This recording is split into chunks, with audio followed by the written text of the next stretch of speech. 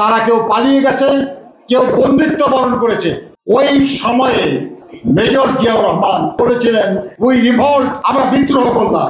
যিনি ভারতের মাটিতে থাকেন নাই, তিনি তার ইউনিট নিয়ে বাংলাদেশের ভিতরে থেকে যুদ্ধ করেছেন। আমি মেজর জেনারেল জিয়া বলছি, জনগণ আশ্বস্ত হয়েছে। যে দলের নেতাকে হত্যা করা হলো, সেই দল গোটা দেশের কোথাও কোনো প্রতিবাদ করে নাই। কিন্তু জনগণের এই প্রতিক্রিয়া খুব বেশি প্রকাশমান ছিল না। এর পরবর্তী পর্যায়ে ৩রা নভেম্বর একটা সামরিক অভ্যুত্থান হয়।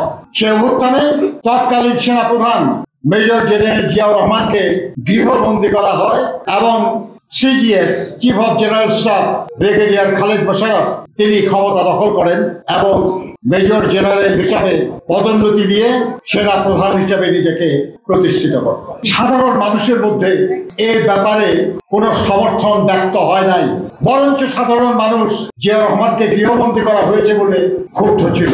এবং ক্ষুব্ধ ছিল সিপাহী জনতার বিপ্লব সংগঠিত হলো ৭ই নভেম্বর।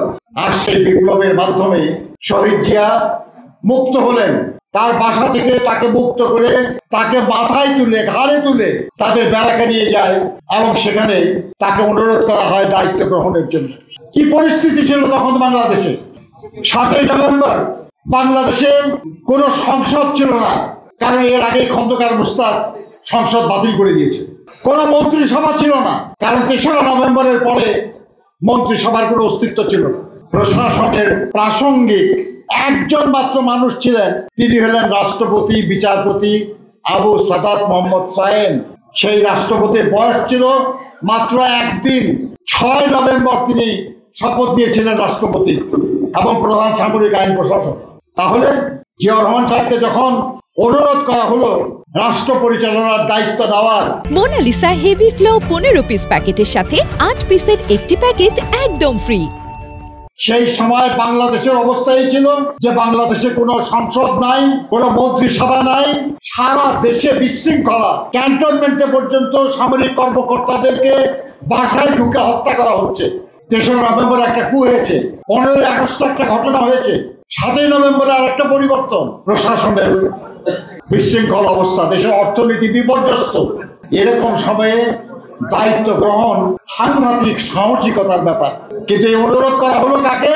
মেজর জেনারেল জিয়াউর রহমানকে, যিনি সাহসের সাথে দায়িত্ব দিতে পারেন সেই মানুষটাকে, যিনি 1971 সালে যখন পাকিস্তানি বাহিনী আমাদের উপর আক্রমণ করেছে, তখন যাদের দায়িত্ব ছিল এর প্রতিবাদে জনগণকে নির্দেশনা দেওয়া যে আপনারা এটা করুন, তারা সেটা করতে ব্যর্থ হয়েছে। তারা কেউ পালিয়ে গেছে, কেউ বন্দিত্ব বরণ করেছে। ওই সময়ে একজন সেনা কর্মকর্তা মেজর জিয়াউর রহমান সাহস করে বলেছিলেন, উই রিভল্ট, আমরা বিদ্রোহ করলাম। সেই জিয়াউর রহমান, যিনি তার ইউনিটে ফিরে তার কমান্ডার তাকে হত্যা করে আমাদের যারা বাঙালি সৈন্য ছিল, অফিসার ছিল, তাদেরকে নিয়ে তিনি যুদ্ধ অবতীর্ণ হন।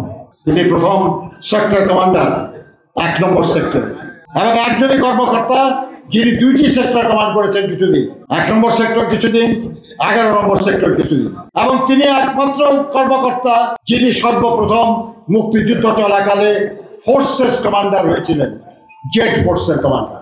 যিনি ভারতের মাটিতে থাকেন নাই, তিনি তার ইউনিট নিয়ে বাংলাদেশের ভিতরে থেকে যুদ্ধ করেছেন। সেই সাহসী এবং দেশপ্রেমিক মানুষটাকে যখন আবেদন করা হলো যে আপনি দায়িত্ব নেন, তিনি পুনরায় দেশপ্রেমে উদ্দীপ্ত হয়ে জীবনের ঝুঁকি নিয়ে দায়িত্ব গ্রহণ করলেন। জনগণের সামনে যখন তিনি আসলেন, আমি মেজর জেনারেল জিয়া বলছি, জনগণ আশ্বস্ত হয়েছে, হ্যাঁ এবার শান্তি হবে।